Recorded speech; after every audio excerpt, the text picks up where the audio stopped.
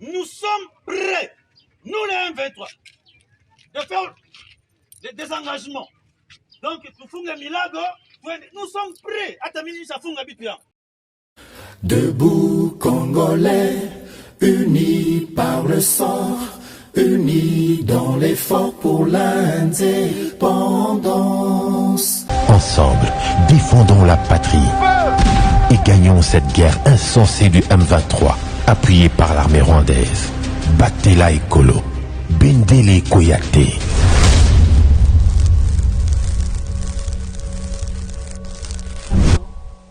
Matondo mingi bandeko balandi Gcam télévision pour na confiance pe fidélité bo pesa kanabiso to memela bino basango ya maye elekaka na kati ya République démocratique du Congo pe na nzinga. Merci mingi na émission na bino Debout Congolais o bino boponi pona kolandaka basango ya mboka na biso pe ya nzinga ndenge na uti koloba awa na momesano na lobaka ete tozalaka biso nyonso FARDC na motema bendele koyate biso nyonso na mapinga na biso toujours na front pona kobunda na likambo etali protection ya intégrité territoriale ya République démocratique du Congo. Kasi boyebe te tradition esengaka na ngai ko rappeler na biso nyonso ete justice yonzambe moto mokote aishapaka na contrôle na yango.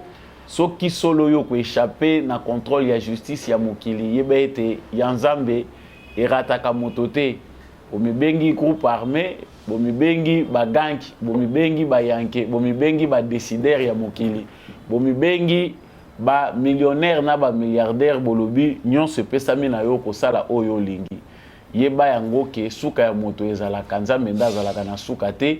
Un jour ou un autre, tu seras obligé de payer le prix de tes actes. Gonga ezalina no ebelemi au comptabiliser ba acte na yo. Oye ba soko zali ko se situer dans les bons camps.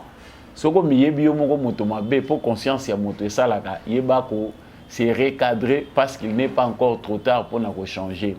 Justice yonzambe eratakate, justice yonzambe moto mokote aishapaka na contrôle na yango. Voilà l'actualité qui m'amène devant vous aujourd'hui. Premièrement, Ezali concernant le M23, mouvement terroriste connu par tous les Congolais et le monde entier. Bazali comme ça la déclaration à Bango, Balobi Bazali prêt à se retirer, mais Bango Bazali Kolela, Bakende, Wapi.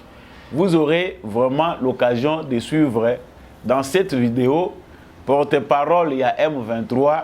Willingoma moko ya ba terroriste ya M23 Willingoma azali kosala meeting na ye ya suka na Bunagana kotuna population kubanda ko expliquer population le pourquoi démarche na bango pe oyo bango baza koluka bango bazali kosenga lokola basenga ki mikoleleka ki ete baza na besoin ya lisolo na gouvernement ya ekolo Congo ya mibale bazali na posa bakutana na facilitateur ya processus ya Nairobi Uhuru Kenyatta tobi ete lobi tolobelaki makambo awa etalaki ultimatum oyo États-Unis d'Amérique pesi na Rwanda pona ko retirer bana na ye na sol congolais. Vraiment to ko revenir na ba détail nyonso koyoka likambo ya M23 balingi babima me balingi nini.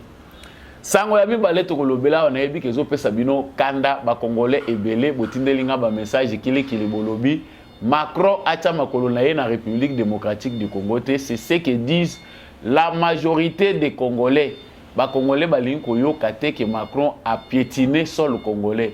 Soki Macron a ko piétiner sol congolais, il faut ba congolais ba mona ba vraie motivation pe ba vrai intérêt na bango kokokisama par rapport ya collaboration oyo République démocratique du Congo et kozala nango na France na République française tokoki koloba tolingi toyeba Macron akoya na Congo kosala nini soki ba fixer mon colonel akoya intention véritable ezali nini ntango toyebi que ba congolais bazali na makambo ebele ya ko reprocher na gouvernement français oyo azali déjà ko sembler être aux côtés il y a ba ennemi, il y a République démocratique du Congo. Nous allons parler na affaire oyo ya likambo etali Macron po bolobeli yango mingi bobeti sete na yango mingi tika tolobela yango tokolobela pe awawa likambo oyo etali bato maboma oyo baza kokangaka kaka chaque fois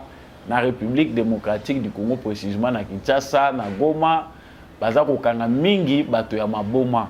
Est-ce que les autorités urbaines bakoyo kozwa te ba mesure oyo koyo ko permettre qu'une fois pour toutes likambo oyo ya bato maboma bazali kokanga na minduki oyo bazali prétendu être des Rwandais to résoudre yango une fois pour toutes. Mokolo ya lobi bato maboma mususu bakangamaki na ville ya Kinshasa na commune ya Selembao bato ndenge bokolanda vidéo a bazali ko prétendre que ce sont des Rwandais bakangi bango na kati ya kanivo bavivaka kuna bazana mandoki bazana biloko na bango baliaka tokosola likambo oyo bongo ya mboto sukisa tokolobela likambo ya campagne ya mabe oyo ezali kosalema na likambo etali ba recrue oyo ba répondaki na appel ya président de la République pona koya ko s'enrôler na armée ezali na basango ya mabe ezali ko circuler na ba réseaux sociaux que ezali na ba jeunes oyo na Goma comme dans certains endroits oyo bazali maltraité batikali abandonné à leur triste sort bazali koyeba bisika ya kokendete. Ça veut dire le gouvernement de la République azali ko s'assurer que ba jeunes wana bazali na ba conditions malam. Nous allons revenir sur cette information pour fixer tolobela pe likambo yango matondo mingi na boponi GCAM télévision na kanisi boza déjà ebele ya kozela vraiment debout congolais banda bozalaka ebele na France bozalaka ebele na États-Unis boza ebele na Kivu bozolanda biso ba mususu na front ete debout congolais vraiment ezalaka wana pona bino tombola bendele na kanisi yo soki ezambala liboso oyoki mongongo ya ndeko Samba Olonga waza koloba awa Justice Moshamesu pona kombo ya solo ndenge za na se etandona yo. Abonnez-vous pour devenir membre de la famille Debout Congolais. N'hésitez pas de commenter en soutenant nos phares DC au front. Vous allez soutenir phares DC depuis Wapi. Merci na bandeko pe bazolanda biso depuis Bordeaux na France. Vous avez belé kuna matondo mingi na bino. Voilà. Je venais de dire au début awa que et balobaki ke likambo nyonso oyo ndenge tolobaki ezalaka kaka ne bandeli pena suka likambo ya M23 ezali lokola singa oyo ezali kolalisa bakongole mususu nzala alors ke biloko kolia ezali kongole mususu azolala nzala po azangi meza bakongole mususu po sa kolia ezosila mpona makambo etali est ya République démocratique du Congo. Cette affaire de M23 qui a ressurgi comme par enchantement et découragé Batubele et tini Batumusu va critiquer le gouvernement et la République démocratique du Congo qui est basali irresponsable et tini Batumusu va manipuler l'opinion autour de la question. Mais les lots tout le monde qui mokili mobimba et sombi les Kambwango. Mokili mobimba et sombi les Kambwango pas mbaté parce que ba Congolais ba lobby. Parce que le gouvernement ya RDC, Félix Tshisekedi a sali diplomatie na yepona kotali sa mokili mobimba que nous ne devons rien au Rwanda, nous sommes agressés. Aujourd'hui, la voix du Congo, la voix des Congolais est entendue partout à travers le monde entier. Même si le monde n'est pas encore disposé à compatir avec nous comme il le faut, à rendre justice aux Congolais pour ce qu'ils subissent, mais au moins les cris des Congolais est entendu partout dans le monde entier. Et ça dit que les puissants, les minene oto yebi ya mokili, le rôle aux États-Unis, le rôle pour parler du continent, le rôle continent européen, pour parler aussi de l'Asie, le pays, le rôle la Chine, le rôle la Russie, le Camboya Congo et le lobby si mokili mobimba. Mais pour finir, ndenge tulobaki lobby États-Unis a bendi partenaire na bango mususu. Congo te partenariat Congo ezaka privilégié, ezaka na privilégié na sim. Mais a bengi partenaire na bango Rwanda oyo azali Kagame ba ebisiye en tout cas to lembi makelele ya ba Congolais bimisa nanu retirer nanu bana na yo. To ebike mbela oyo beta makala. Eza masolo to beta ka mikolo nyonso awa États-Unis a lobby, France a lobby, Russie a lobby, Chine a lobby. Bazako senga Rwanda a récupéré ba militaire na ye baza ko senga retrait ya ba M23 basenga ngo na Wilingo Mate basenga ngo soki na Bertrand Bisimwa te basenga ngo na Sultani Makenga te basenga kana muto bango bayebi que c'est lui le vrai instigateur ya ba crime oyo ezali ko se perpétrer à l'est du Congo ye wana nde mukala na bango ndenge tolobaka na Lingala garçon de course na bango choisi éduqué pour faire la sale besogne oyo tozali ko vivre na est ya Congo. Les Kagame aujourd'hui en terroriste se voient acculés. Nathalie Saki lobby, bateau Bolanda qui est mission précédente. Nathalie Saki, comment aujourd'hui la honte internationale fait que le monde entier finit par abandonner Paul Kagame. Bato ba komi ko ma responsabilité wana ya kozala na sima Rwanda. Il faut kozala ndoki lokola ba européen pour na kozala sous 20 millions ko bakisa na armée ya ba terroriste bazali ko nyokola bato mboka mususu. Nous en avons parlé. Ultimatum les États-Unis tellement les makasi. Ba beta ka sete bango na bango bazali pe ko boma na bango ba américain parce que faut toyer bango que makambo eza ko leka na Congo responsabilité ezali niveau par niveau. Les Congolais ont les responsabilités d'avoir accepté, accueilli ces complots internationaux. Nous avons des Congolais qui sont responsables de ce qui se passe aujourd'hui sur notre sol. Nous avons le président de la région, Oyo, Bazat, Glelo, responsable, Balingi, comment peut cop na bango. Des présidents africains nombreux, ils sont dans ce business juté de la guerre à l'est du Congo. Et nous avons des responsables au niveau mondial, des vrais instigateurs, ou Mona, Lula, Bouzuya Congo. Loko le Yindi, bato balingaka sonité balobi Kagame olukele biso makambo retirer nanu to luka forme mususu oyo toko ko saila iloko ça il faut vraiment ba congolais toyeba yango avant na kende na makambo Wilingo manalobaki. Les Congolais doivent faire très attention d'être toujours vigilants, se mettre debout et ne plus se mettre assis. O ezata Congolais ko vanda te biso na to komi na temps ko pe mater les Congolais doivent être debout. Le rôle la pression et l'équipe Kagame a obligé à retirer ba bataillon na ye o tozo benga awa M23 armée terroriste na ye na Congo ayebisa bango basa la repli kaka ndenge elegaki l'autre fois ils sont obligés d'abord de replier parce que c'est devenu honteux.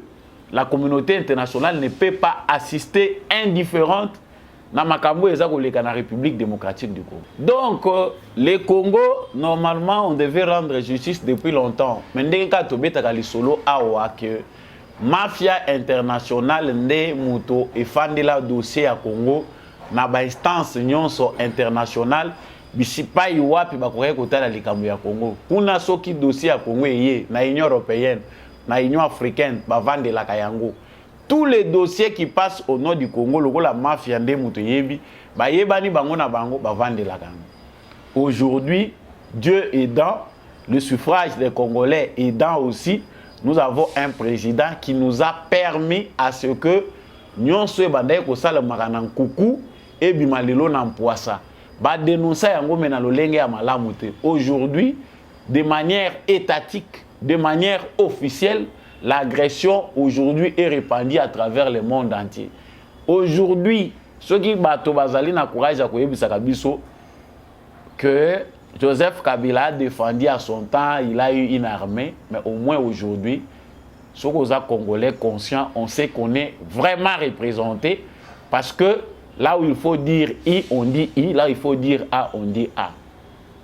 Lokola e yindi mobilisation ba congolais zongi si maté elengisi bango balobi non non non là où ça commence à aller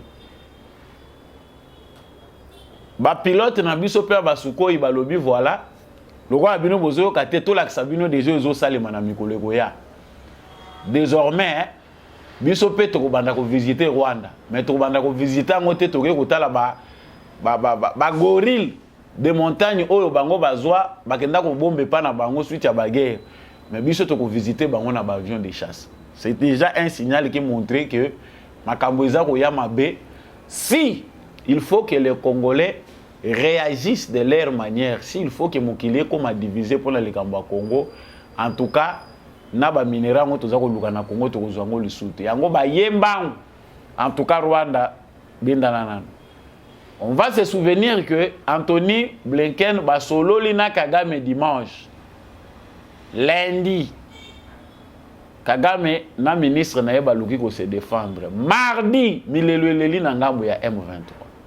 Je vous laisse d'abord suivre cette vidéo ya Willy Ngoma parce que yango mutezo ko illustrer malamu makambo tolingi to lo basika sikawa et puis on revient.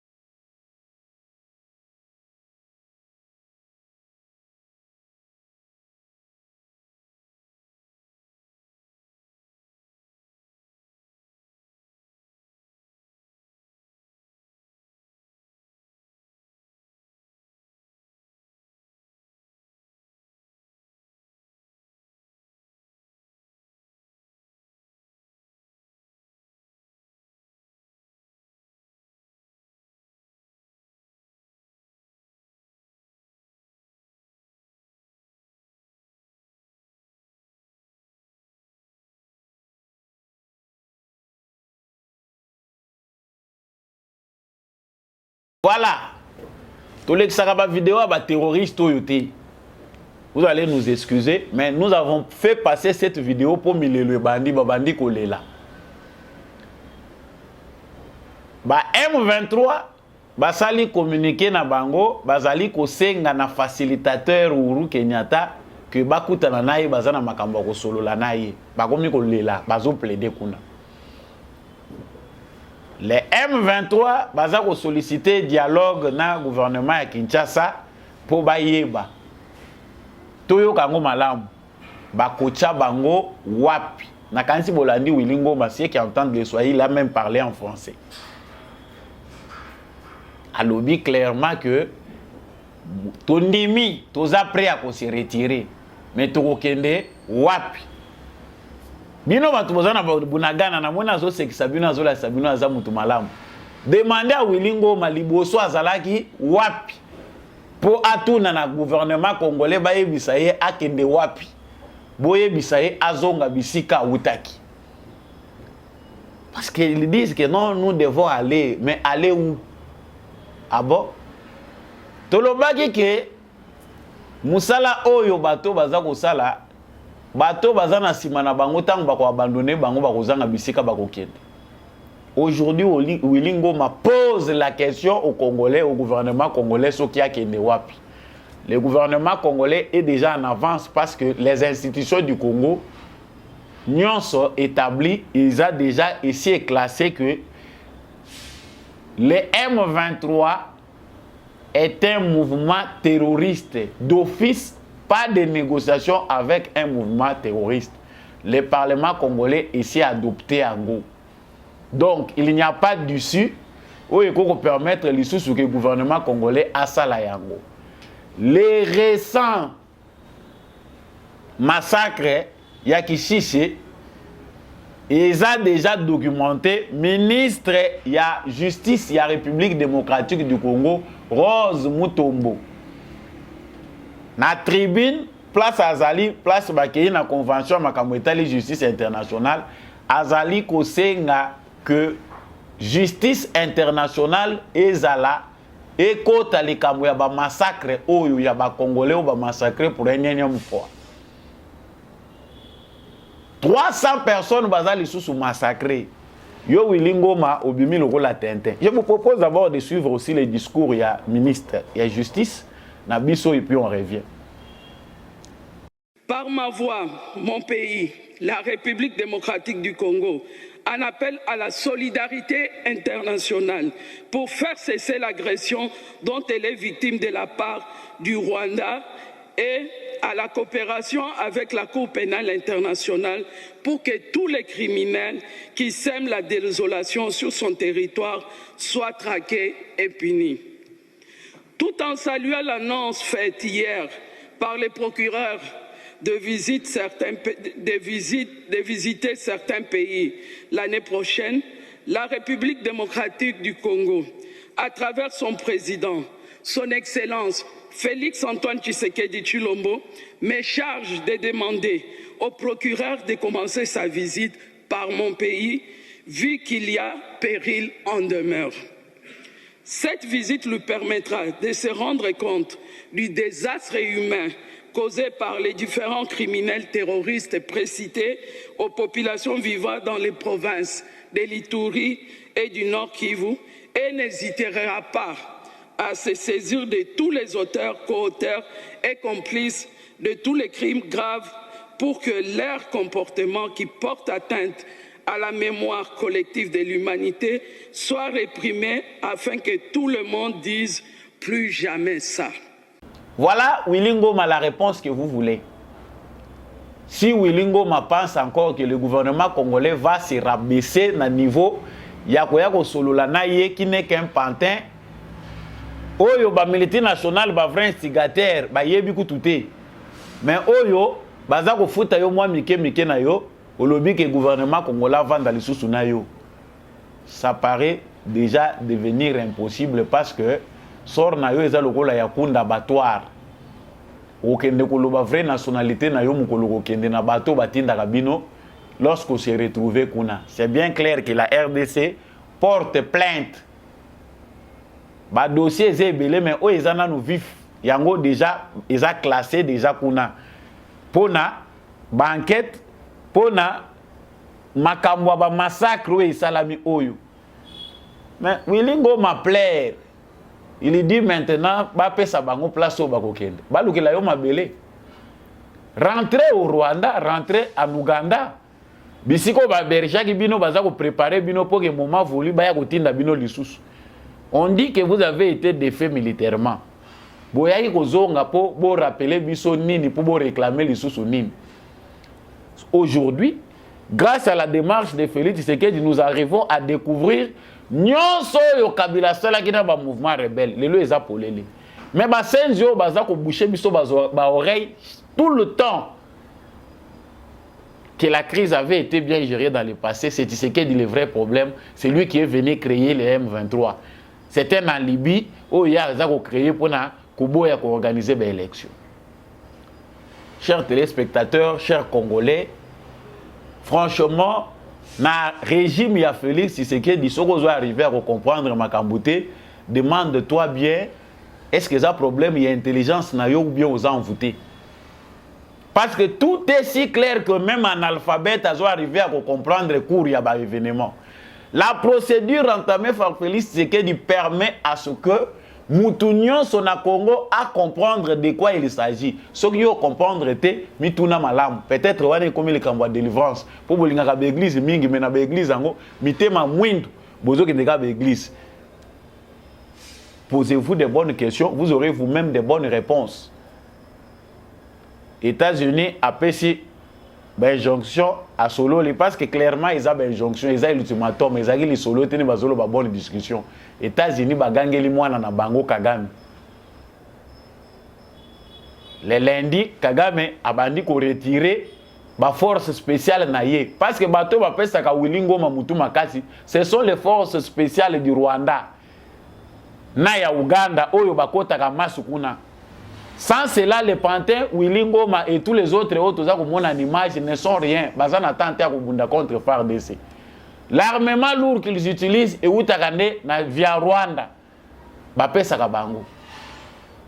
La communauté internationale qui est à la base de cette injustice de mutupe baza à la base ya armement lourd oyo ya M23 yango biso toza ko mituna et pesa biso ba congolais to fungola po toyeba to kota au cœur de ce que nous appelons conflit parce que quand on dit retirer baza ko se retirer faut tuna minduki bakendaka nango wapi pour que le monde entier sache réellement où vont-ils avec leurs armes sophistiquées aux Nations Unies. C'est ça qui était ko yebisa biso minduki sophistiqué wana Nations Unies loko la baza ko obtenir retrait ya ba M23 ndenge ba baza ko sengango États-Unis l'armement sophistiqué au secrétaire général des Nations Unies Antonio Guterres ayebisa ki biso e ko kende wapi.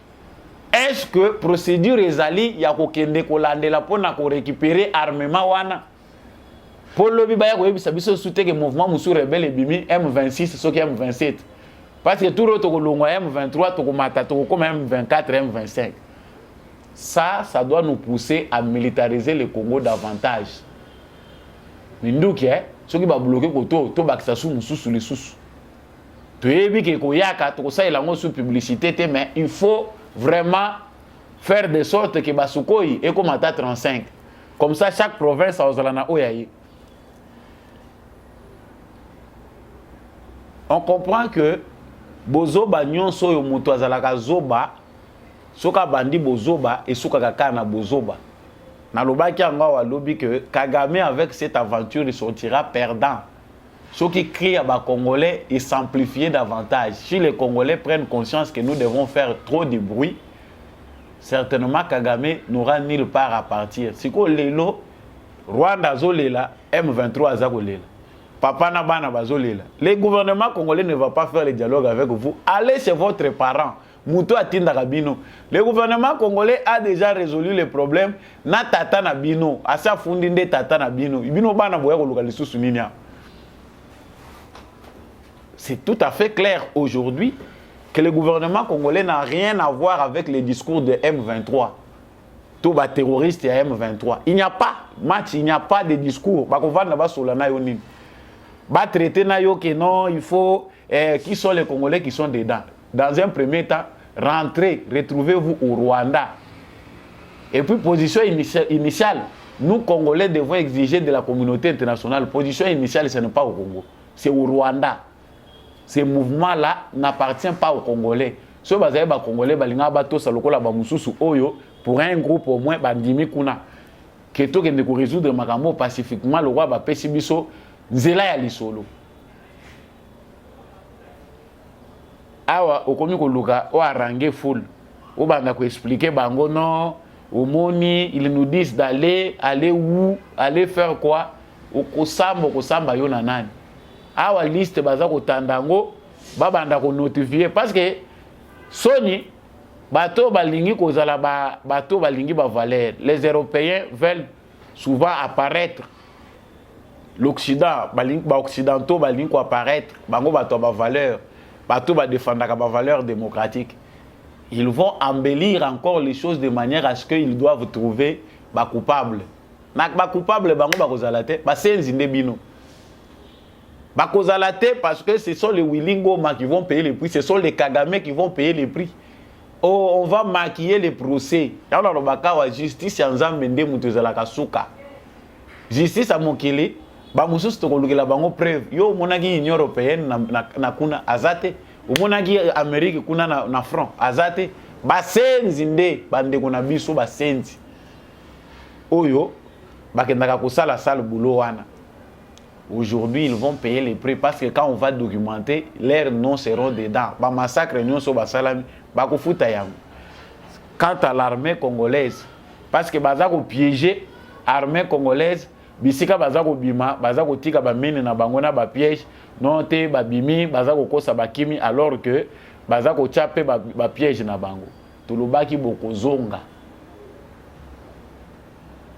la pouvoir à la vérité le pouvoir c'est à la vérité pouvoir ezali na raison d'état au peuple congolais azanango au niveau international que tout un peuple toujours aux la massacrer au nom de la richesse na biso lelo bango moko baza ko lobango nous aurons compris mais pendant ce temps oh ba congolais baza ko luka batala qu'est-ce qui va se passer ba congolais baza ko assister hein na indifférence oyo lelo et comme ko pousser bango na ba komi ko za la pousser na action parce que j'ai essayé yebani. C'est le moment que Macron trouve pour piétiner au Congo. En tout cas, ce n'est pas moi qui le dis, hein.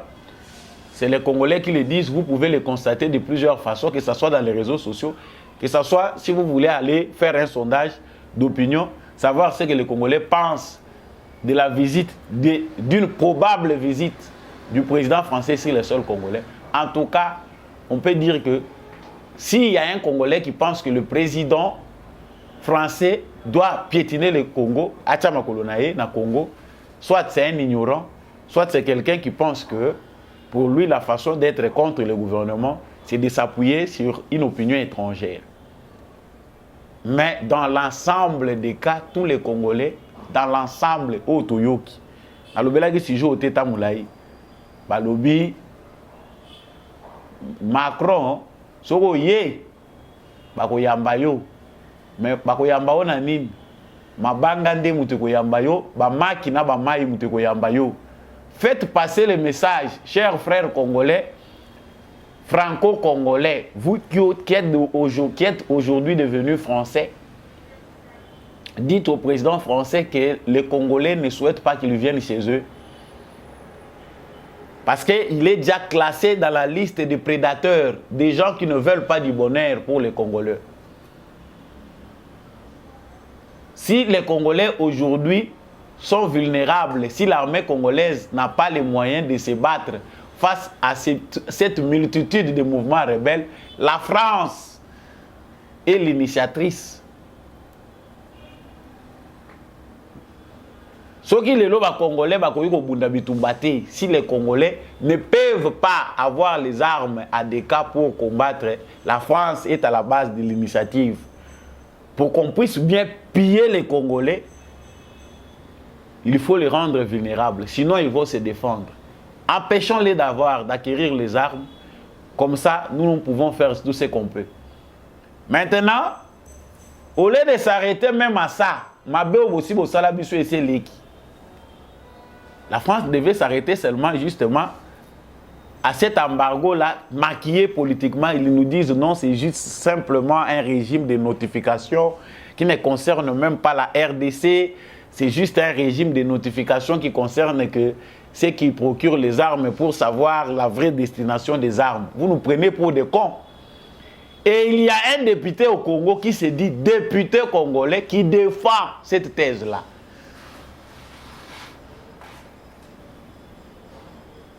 Kombo teza ko kimanga. Siko botiki biso nanu makamba munduki to borendre biso vulnérable à ces points. Bomoni toza ko ganga. Bolobi te mutapesi bango mutu makasi eza Tshisekedi. Il faut que la France tue maintenant Tshisekedi, c'est maintenant Tshisekedi la cible. Macron va se déplacer venir au Congo. C'est pendant ce temps qu'il y a un débat de fond. Parce que le gouvernement congolais étouffe la chose que nous savons que la France veut que Tshisekedi soit mort. Parce que les intérêts de la France, qu'on se retrouve malamouté avec un Tshisekedi en vie. La France veut la tête de Tshisekedi. Nous savons aujourd'hui que la francophonie veut que Tshisekedi soit mort pour bango na désordre wana bazong il a intérêt na bango. Maintenant, pour mieux se justifier, Macron doit se déplacer pour venir au Congo. C'est une insulte. Oya ko sakana na biso, lisusu na sol na biso. Tala oyo ba le Congolais ba lobi hein. Il y a Sarkozy et Koki. Parce que Sarkozy nous a injurié de loin et de près. Aye ko lakisa biso wa ndenge nini photo kabola ba richesse na biso na Rwanda. Tout partager au en commun pour éviter qu'il y ait des problèmes. Une très bonne solution raffinée. Alors que le droit international reconnaît la souveraineté de chaque État, on nous amène une théorie à la française. Oui, comme la biso kimia durable, ça dit to kabolaka na bango biloko bazwaka, to tikela bango bazwaka po to kimia zala. Mais toi tu vas encore venir oya lususu kokoma. Tu as vu que le gouvernement congolais ne veut pas répondre dans les négatifs. Le gouvernement congolais, au nom de la diplomatie, au nom de tout ce qu'on reconnaît là en politique, mais le peuple congolais dit non. Ambassadeur français, comme ça message et pas président français que les Congolais ne sont pas d'humeur à recevoir Macron chez eux. A tourné quand na pays à bisika ya tambolaki. Na ba Sahel na bisika kendaki kuna. Akende Sahel, akende Maghreb, akende na ba colonie française. Le Congo n'est pas une colonie française. Akende kuna. On ne sait pas encore clairement qui voulait tuer Tshisekedi, l'empoisonnement ou qui va empoisonner Tshisekedi via une lettre venant, si c'est de la francophonie. Si koyo olingi oya poya memela biso ba discours, on sait que quand Macron parle sur 10 choses oh Macron ko bimisa na monoko na ye 9,9 eza lokuta politique à l'occidental. Donc il veut maintenant venir nous mentir de près pour aya ko pesa biso ba discours et kozala ka ba mensonge alors que dans le fond bazolinga ba Tshisekedi datikela bango place. Soka zaye kozwa pétrole na ye batikela kaya zwa kaka ndenge abandeye kozwa wana biso ba senzi. Comme ça va continuer ko yedaka biso non la France veut aider. L'aide, nous voulons aider. Non, ça suffit. Et puis, va au Yezoya à un bon moment. Parce que les Français ne tueront pas Tshisekedi. Tshisekedi n'est pas musée. Ça c'est dit. C'est vrai que ceux qui m'ont bimi boye, les chrétiens disent ce qui est révélé et condamné. Toutes les précautions nécessaires, il faut les prendre. De manière à ce que Babouzo, tout le monde a soutien. Mais pensez qu'il faut venir se moquer du peuple congolais. Ok. Ce que le gouvernement Congo est endimi, Macron a makolo pour un bon sens pour tout le monde a un problème na mutute ko fongola ba front ebele te abitumba na bato ebele. Ce que Macron a lingaya ya liboso Congo elongwa na embargo wana asashire nanu ke Congo aza na embargo minduki te. Ya mibale avion ko ya nango batambola na des avions. Avion moko na minduki ya Congo, avion mususu na oye komema na délégation na ye. Comme ça on sait qu'il a atterri avec les armes. Le peuple congolais est un peuple pacifique, accueillant. Ceux qui vous appellent prêts, si Macron est prêt à soigner l'image de la France auprès des Congolais, je pense que c'est par là qu'il doit commencer. Mais venir nous amener des aventures, il y a des propos, et vous allez avoir des propos à distraction. Ce que vous avez pembe pour achever Tshisekedi. Ça c'est inacceptable. Et clairement, les Congolais pensent que la France, monsieur l'ambassadeur de la France, tu as vu que le sujet na yo travailler na yo bayebisaka yo. Dites à l'ambassadeur français que les Congolais ne sont pas d'humeur à accepter les aventures de Macron. Ça chauffe, les Congolais chaque jour, ils vivent l'injustice internationale. Si le Congo est ce qu'il est aujourd'hui, la France est aussi co-responsable. Alors ne venez pas nous insulter. Dites à Macron qu'il s'arrange bien. À l'Ukana nous date Moussous, qu'il se prépare de faire les choses d'une autre manière. Que si seulement les tensions s'apaisent, qu'il trouve d'abord un moyen où les Congolais peuvent regarder encore la France avec considération. Non, non, non et non. Militantisme, qu'est-ce qui se... Non, les Congolais sont en colère. To vivre l'événement belé awa oyo jusque là tout moni clarté oyo France et Koloba. On a engagé la propagande parce que quand on dit comme ça les médias français pensent que bangonde mutu baza banzambe ya professionnalisme. Ce sont les médias français qui ont le monopole de la vérité. Basi balobeli ango l'avion, il n'y avait rien, il n'était pas question pour ba imposer vérité na bango bango mutu baza na monopole de la vérité. En tout cas, il n'est pas question vraiment, au nom de la sécurité nationale, d'accepter que les avions Français atterrissent au Congo sous prétexte qu'un président français vienne au Congo. Ce n'est pas le moment. Les choses sont si claires là-dessus que les tensions. Combien de présidents africains sont morts depuis que Libala ya Biden na Macron et Bandi? Trump tia keya wa tochikali komona makambo te. Vous aurez compris, chers Congolais, que, cher Macron, si vous venez au Congo, ce sont les maquis, les œufs qui vont vous accueillir, ce sont les tomates pourries qui vont vous accueillir. Et au Congo, ça risque même, chez vous là, on vous mais peut-être que ce sont des matières fécales qui peuvent tomber sur votre voiture. C'est plus dangereux ici que de venir comme ça, venir nous importuner. Attention, ça risque d'être dangereux. Naza terroriste était boya ozwana cible haute ngana lobika oba congolais ba loba. Allez dans les réseaux sociaux, parcourez. Vous allez trouver que ce que je dis est réel. N'osez pas. Likambo misato tokani koloba awa ezali campagne ya mabe. Oyo eza koleka na ba réseaux sociaux. Ba recrue na biso Bazali Koloba, non, Bazali maltraité. Il y a des jeunes qui ont répondu à l'appel de l'armée et puis l'armée ne les a pas bien traités. Il y a des jeunes dans la ville ici, c'est des Goma, si c'est où, au Bazali Kotambola, et ils vivent, Bazali déambuler, comme vivre les bandas, on les refuse. Bazali kopé sa bango ba soins à propriété. Cette campagne-là est en train de prendre de l'ampleur dans des réseaux sociaux. Au Tozali. Il y a des comptes, il y a des Français, ceux qui a Rigaud, ceux qui Rigaud et les autres, je ne peux pas citer les noms, qui relayent ces informations-là pour ternir l'image. Il y a armée et puis pour condamner le gouvernement.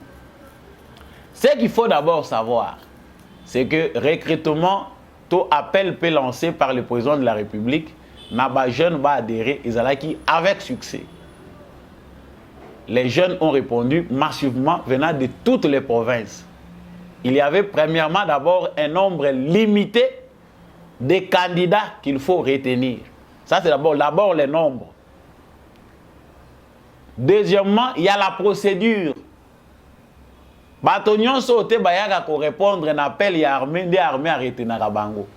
La condition physique ezali, niveau d'études ezali, di kambo ya nationalité ezali, ba makambo ezali belé kili oyo esenga question ki batali yango ba monike o remplir yango nde balobi iyo le ka kuna to monike condition physique eza malabu, ozali solo congolais, to monike aptitude na yo eza normal, to monike oza na moralité te, to monike agir judiciaire te. Makambo eze belé, ok, nde ba classé yo.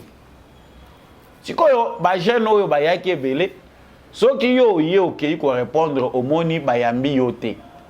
Ba yambi yo, après ko parcourir, ko répondre ba sali test na yo pour ba admettre yo, ba moni que ça ne va pas. Mais okozonga wapi? Okozonga bisika outi. Parce que vous avez quelque part, les jeunes qui répondre à l'appel armé, vous avez banda kuna bango. Ceux qui armé à lobby et coquille, vous avez la mbalaya sima. Ou bien que nombre est déjà commis limité parce que pour la partie est, les candidats est belé bandimaki. D'ailleurs, ils ont un contingent moko ya ba oyo, ba outi bazako kende maniema, bazako kende na kamina, je pense. La première vague est constituée de près de 1000 jeunes, filles et garçons, qui se sont fait enrôler dans les rangs de l'armée congolaise pour servir sous les drapeaux et défendre l'intégrité du territoire congolais, a quitté la ville de Bukavu, destination Goma, où ils seront ensuite embarqués dans un avion pour Kamina, retenu comme lié de leur formation. Avant d'embarquer dans un bateau, le gouverneur du Sud Kivu, Théo Ngwabidjekasi, s'est adressé à eux. Il a souligné que cette adhésion massive des jeunes au sein des FARDC marque un signal fort qui prouve que les Sud Kivusiens sont tous rangés derrière la vision du commandant suprême des forces armées de la RDC et de la police nationale congolaise, Félix Antoine Tshisekedi, plus que jamais déterminés à rétablir la paix dans la partie est du pays, victime d'agressions étrangères, et au Sud Kivu en particulier. Nous remercions le chef de l'État, Félix Antoine Tshisekedi Tshilombo, commandant suprême. Est-ce que vous pouvez applaudir? Les dispositions ont été prises et aujourd'hui vous constituez le premier convoi à rejoindre l'armée. Celui qui veut défendre son armée malgré les difficultés, il doit tenir debout, n'est-ce pas? Donc j'ai la joie et voilà, suis venu vous souhaiter bonne chance et bonne formation car dans peu de temps, vous allez porter votre tenue. Morale au zénith, ces nouvelles recrues ont remercié le gouverneur Théo Ngwabi Kassi qui ne cesse de matérialiser la vision du président de la République. Je remercie notre gouverneur, qu'il continue à nous garder comme père. Que Dieu le bénisse, car nous le portons au cœur. Et je promets que je vais défendre mon pays jusqu'à la fin. Pour rappel, ce recrutement répond donc aux réformes de l'armée initiées par le gouvernement de la République, conformément à la vision du chef de l'État, Félix Antoine Tshisekedi. Voilà. Ceux qui sont recrutés, bango wana baza na ba bonne condition bazolandela bango les gouverneurs. Ya Sud Kivu, ye wana za wana. Bazo kende na bango. Comme partout ailleurs. Sikoyo bino bovandi na ba réseaux sociaux bozo sala campagne ya mabe bolobino bazo traiter bango malamu te, il y a des jeunes qui vivent libanda. Ce sont des infiltrés. Je pense que l'autorité urbaine, police nationale congolaise, il faut qu'on s'enquérir dans le dossier Oyo pona kolandela. Qui sont ces jeunes-là qui dorment à même le sol, la libanda, à la belle étoile? Oyo bazala dit que non, entretenir bangote. Parce que c'est comme ça qu'on peut créer des bandits sous prétexte que non, il y a des jeunes gens volontaires. Oyo, bakenda qui correspondrait et bazo traiter bango bien te. Pourquoi appeler des jeunes quand vous savez que vous n'avez pas les moyens de les entretenir? Amboujimai aussi, mêmement, jeunes, soyez patients. Aux invalides, zonganda. Balobi nombre koki, zonga. Bakota armée na forcing, c'est sur base d'une procédure, sur base d'un agenda. Ce que le gouvernement a montré que nombre effectif au bassin qui dans un premier temps est koki. Au cause de là-bas, il y a tour moussous. Mais le but est que si on a la désordre dans le bino, ote, biso to yawa, bazo kipe biso te, bazo saboter biso. Non. Mutoyo azalaka na souci ya kokende na armée, c'est la discipline. La discipline est la mère des armées. Et loko liboso batangi saka moto na classe ya soda, ezali discipline. Yo oyena nozana mutu na yo likolo mbango mbango. Non. Ko tsa mukila na yo na makolo. Yeba yango ke non soli balobi ekoki. Si on peut dire que non, te baza ko recruter favoritisme, mais ce n'est pas aujourd'hui. Aujourd'hui, on recrute dans toutes les provinces. Bao ba keite, bao yo kota na bango, ils ont rempli te formi tout dans la province na bango pour na nini baza muke. Mais on a donné la chance à toutes les provinces. Et ce n'est pas le nombre que vous allez exact dans toutes les provinces pour battre na batu bazalina, ndenge ba ko répondre. Na zone batu ba ko répondre belé, zone mususu batu pe ba répondre muke, vice versa. Bato oyo ya campagne ya mabe, je pense que c'est ça la réponse. Oyo ya kopé sa bango. La jeunesse a répondu. Ma jeune et belé baza attaché na présidence de la République, na vision na yé. Il faut que ça cesse. CNPP et Sengeli est à la subventionner à solo. Et puis il faut un programme pour gérer bato maboma na ville ya Kinshasa. Ko gérer bango le but ka été que ko lesa ka bango, ko landela ka bango nyonso te. Mais il faut s'assurer que les Kamwa bato maboma oyo bazala nanu identifier. N'est-il pas possible d'abord avant na kota d'information qu'il y ait normalement une identification sur base même ya empreinte. Même si tu es que na moment oyo ba besoin est belé ba mineur pe kutu bazola na balabala ba occuper bato maboma ndengeni. Il faut, mais pour des raisons de sécurité, il faut normalement kutala likambo batama boma. Lobby, il y a lisusu ba fou. Oyo bakangi lisusu na commune na Selembao na Kinshasa. Batama boma wana bakangi bango nini? Non. Bazala kana bakaniveau bazolia kuna bazana biloko ebele bazana bambongo ya dollar bazana minduki. Qu'est-ce qu'ils font dans des caniveaux? Bazana minduki pour nani? Est-ce que bazaba criminel? To bazaba rwandais parce que les rumeurs ndenge circula ke pas na biso. Il suffit ka ndenge bakangi batu boye oh ba rwandais moko bakangi bango. Sango pe tamboli ki sasa mobimba o eza ba rwandais nde balala kana bakaniveau. Mais les Rwandais, il y a même des citoyens rwandais qui vivent à Kinshasa. Où il y a une voix officielle. Les uns font leurs affaires et les autres font ce qu'ils font. Les Rwandais ne sont pas nos ennemis comme l'avait dit le chef de l'État. Suivez d'abord cette courte vidéo à Makamboueleki na Selimbao et puis on revient. Donc provision na bango tabi ambilamba na bango bakosa ko yibata ba bango bilamba bakosani lokola batama bo yango yo donc siko na kata bakota kindeni na bango bakota ka balongo na kanini yoyo dalo yo bakoti yoko le kawa o garisike wi dalo ilongo ndengeni chaque jour ukutaka dalo polele bango baselo ngoli dalo mais dalo bilambo yo babude bashi mafuta ko pakora na zoto mafuta pe cher mafuta la bige ndeze ko ba bango kuna babushi likolo kuna koke mayira ka boyete bazoili basili amba ba cher rido bashi ba pièce bilamba basi ya sika mbele ruso o libanga te chauffeur moto azo na moto 22h babambia makasa kwanga na chassis ti atali boye banu mutute abaluka boye ba achaka mwinda moto boye ba ale babambie libanga na motema ndeka so beleli batu baye alipa na police paye ba ko découvrir bango osomona mais papa nga bon habité pour biso to retard jamais que de repérer la police la paix la police na repérer la police wa biso na ese to sonyo komba bango ba mona ngo ba bango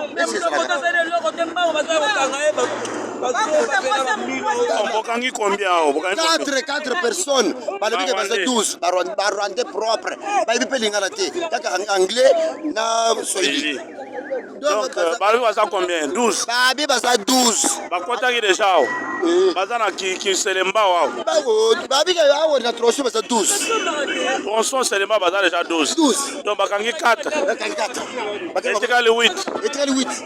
Ah. Alors donc papa na yoto c'est boy. Badalo nyonso elongwa badalo elongwa to vérifier na kati donc c'est que bazo bloquer nani mai yango ba mai kina kisasa mikolo ezo tonda ba balabala to yebate ba bloquer ba kanalo nyonso kuna likolo alors donc pour mai tonda ba yelekate ba ka bafana bango na si bafana ba provision na bango oyo mo mona miso yo bambongo o mona na miso yo bambongo nini wana o bazana mbongo dollar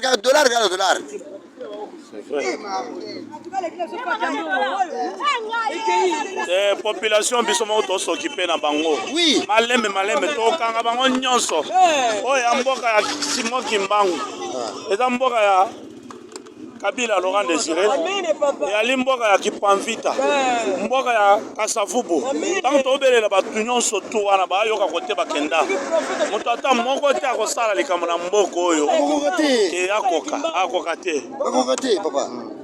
Bon. Voilà. Comme vous venez de les suivre, c'est une vidéo amateur. Vidéo moko ezwami filmé ndenge wana na batu bazaki sur place. Likambo ya bato ya maboma commissariat provincial ya la police. ANER. Toyebi ke ba congolais belé baza dépassé. Ezana batu musu na Congo pe bazana bango maboma te makomi lokwa muto liboma po bakambu ya vie lekeli à se retrouver dans balabala. Bambon monsieur eza ko beba na Congo mais début à solution pe eza ko aider même bato ko sala ba structure ndenge wana. Nanu to moni député mon côté atongi atanda ko moko boye alobi non prise en charge na zunanu bato maboma o nyonso. Ote pont wana botongaka pembeni ya ba élection. Mais il y a beaucoup d'œuvres sociales à faire. C'est un PPP ezamuke kokoyamba nombo bato maboma bakomi lelo na Kinshasa pour ne jamais parler d'autres villes. Et ça grave. Parce que mususu pe à cause de l'année liboma wana famille na yeba sundola ye parce que bazoka suko zwa soin na yete bazana ba moyen te. Akutani pe na likama boye ba betie libanga na mutu ba bomier. C'est un être humain. Azali na droit à protection.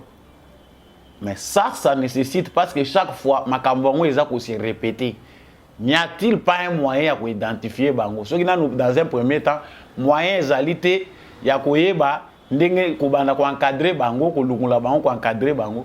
Mais dans un premier temps, parce que le fou ça existe même ailleurs, phénomène à Bafou, à Balaba, à cause à la moi, isolé, mi balé, mi sat. Mais ce qui va comme belé et comme phénomène. Comme il y a beaucoup qui Bango.